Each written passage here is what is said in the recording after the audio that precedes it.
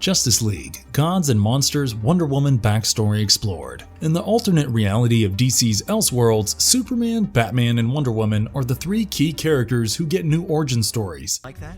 I told you, he's not my boyfriend. I belong to no man, not Superman, not you. That is how we end up with the pseudo-vampire Batman, Mexican immigrant Superman, and the Wonder Woman from New Genesis.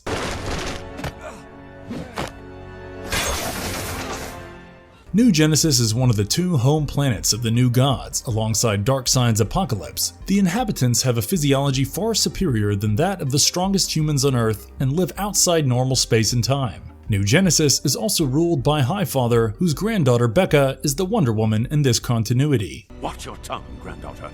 If I had to do it over, I would have warned them all. I would have shouted to the sky. Intense events unfold during her life in New Genesis, which finally prompts her to leave her family behind and come to Earth. In today's video, we will be going over the key events in Bekka's life that are full of action and lots of drama. Dead lover? Check. Self-emancipation from family? Check. Dealing with a Superman who occasionally thinks about world domination? Also check. Before we go into our explanation, we have a very small request. If you like our content, please support us by subscribing to our channel. This is a small click for you, but for us, it means a lot. Thank you, and let's begin. You were saying?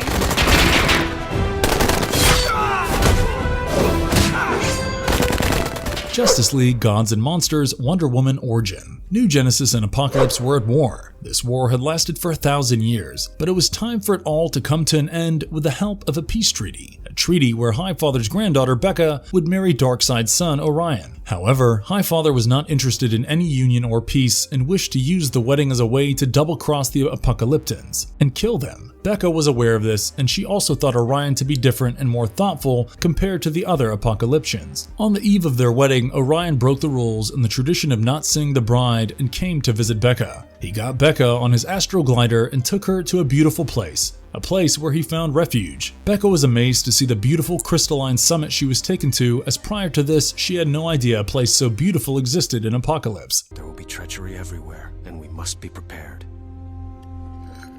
It's for you.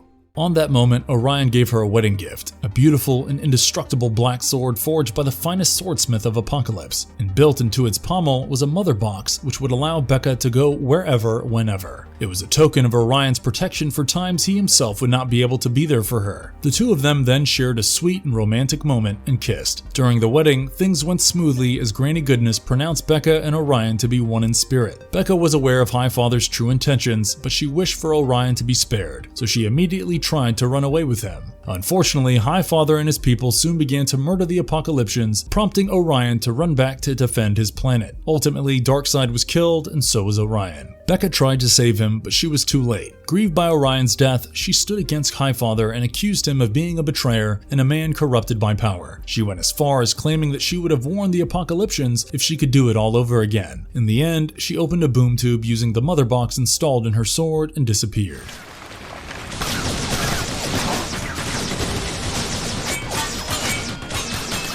Bekka, A.K.A. Wonder Woman's first adventure on Earth. Bekka's Wonder Woman appears in 3 issues of the 2018 Justice League Gods and Monsters comics, written by Bruce Timm and J.M. DeMatteis. Starting with the first issue, a boom tube opens up somewhere in rural India. Wonder Woman appears while fighting off a reptilian creature. She attains victory, but passes out at a farm where she is retrieved by a farmer and his pet dog. She is subsequently taken to his home, where his wife gives her a change of clothes and looks after her. She wakes up with a fever and contemplates everything, starting right from her identity to her surroundings. She is amazed and relieved to have been found by kind people with tender hearts, and her fever soon dissipates.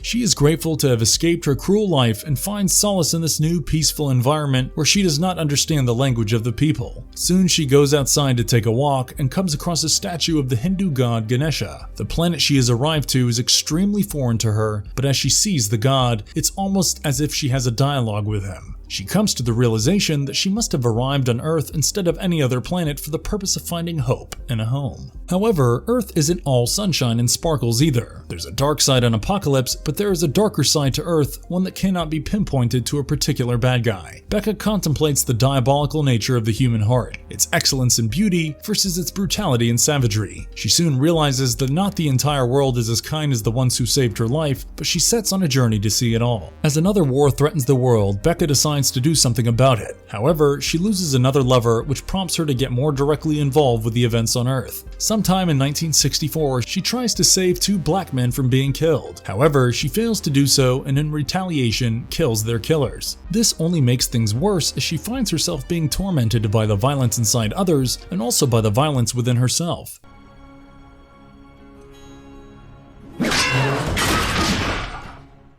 In the next issue, she tries to find a more peaceful life to deal with her shattered hopes. She attends a concert where the audience seems to be tripping on drugs. A girl named Susie Sunshine experiences a bad trip with drug LSD, also known as acid. She grows more and more paranoid and Bekka rushes to her aid outside the concert spot. She then uses the power of the mother box to heal her when 2 of her friends rush towards them. They thank Bekka for her help. However, Bekka is unable to understand why people require chemicals to expand their minds and is naturally not supportive of the act of doing drugs. She goes for coffee with Susie, Guitar Joe, and Dr. Psycho and hears out their idealistic and visionary plans for the future. She also learns about Dr. Psycho, who synthesizes hallucinogenic drugs. His goal is to create pure drugs that can alter the psyche of the people and subsequently bring them together to bridge the gap between cultures and races.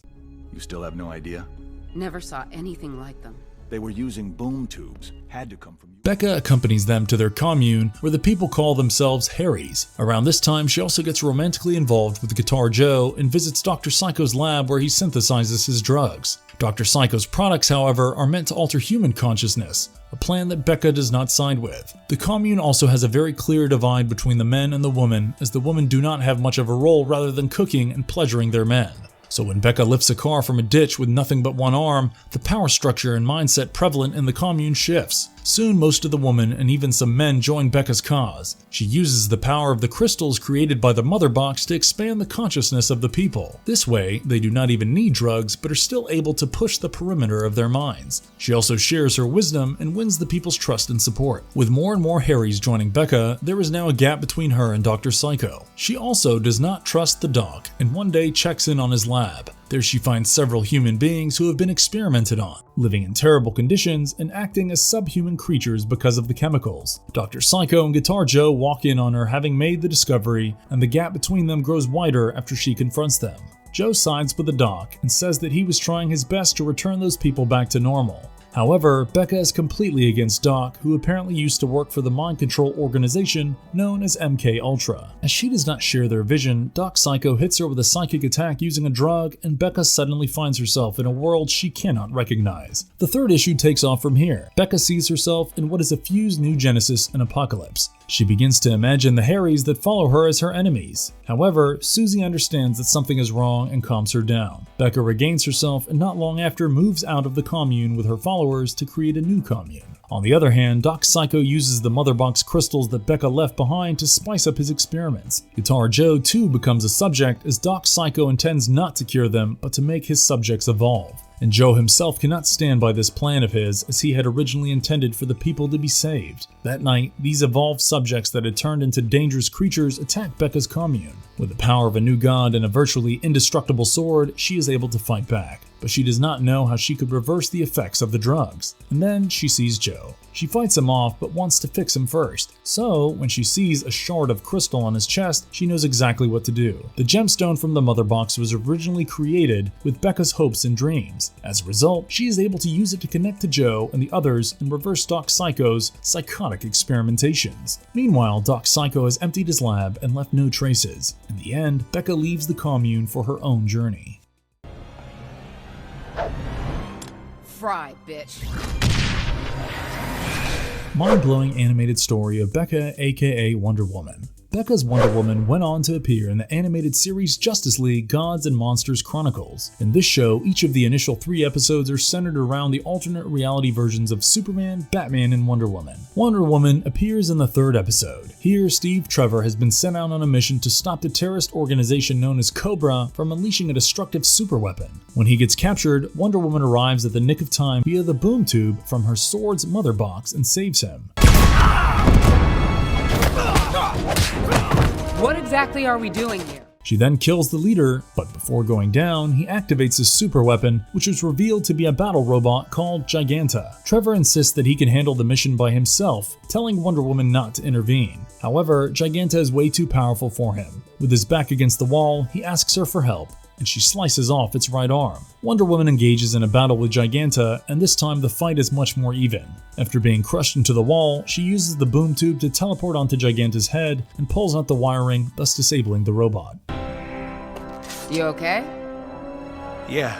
The other obvious animated media Bekka's Wonder Woman appears in is the Justice League Gods and Monsters movie. Here, Wonder Woman works in the anti-terrorist group called Justice League alongside Superman and Batman. Unlike the original law-abiding League, this league is notorious for their brutality and intimidation tactics. During one of their missions, Wonder Woman raids a bunker under the Kasnian embassy with the League. They secure the government files stolen by the terrorist organization and engage the terrorists in a fight. Wonder Woman manages to overpower many of them and engages the metal-clawed operative Cheetah in battle, but of course, he is no match for her.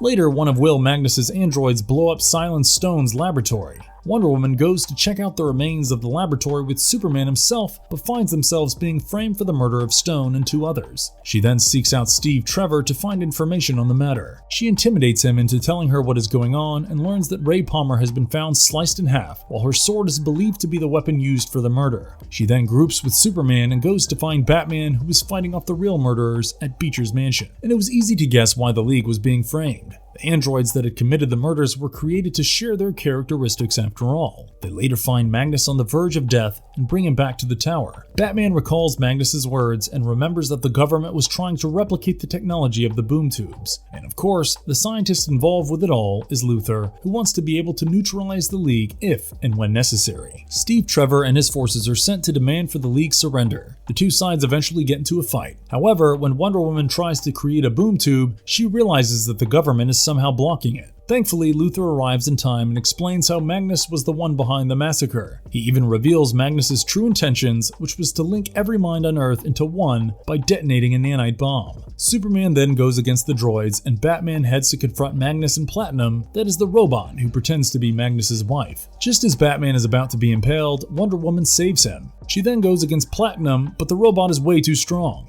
After an intense fight, she impales Platinum with her sword and in the process gets shredded by the spikes from the droid's abdomen. However, she manages to teleport the droid to the sun. Wonder Woman then returns and takes out the nanite bomb's timer. With some help from Superman, who took their now unstable ship to space for its detonation, the world is saved. After the chaos, Wonder Woman ponders over her life back in New Genesis and decides to go back to face her problems.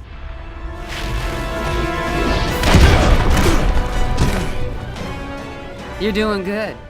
What makes Bekka, A.K.A. Wonder Woman, so powerful? Wonder Woman is one of the strongest members of the Justice League and the DC Universe. In Gods and Monsters, her iconic lasso of truth is traded for her Apokolipsian sword, which brings in a new range of abilities for her. Plus, instead of being an Amazon, she has the physiology of the New Gods as she hails from New Genesis. Since the planets of the New Gods are closer to the primeval energy called the Source, the beings are also a lot stronger. Compared to a strong man on Earth, Bekka is 50 times stronger, she is super durable and could live for 1,000 years. She can also fly. She sports New Genesis armor and skillfully wields the Apokolipsian sword made of an indestructible metal. It can sever any substance on Earth and, as you may already know, help her teleport. And if you liked our content, don't forget to leave a like and subscribe to us if you haven't already. Have a good one and be safe. Thanks everyone. Our beautiful Bekka is leaving us. Why? The problems of my past linger in ways yours do not.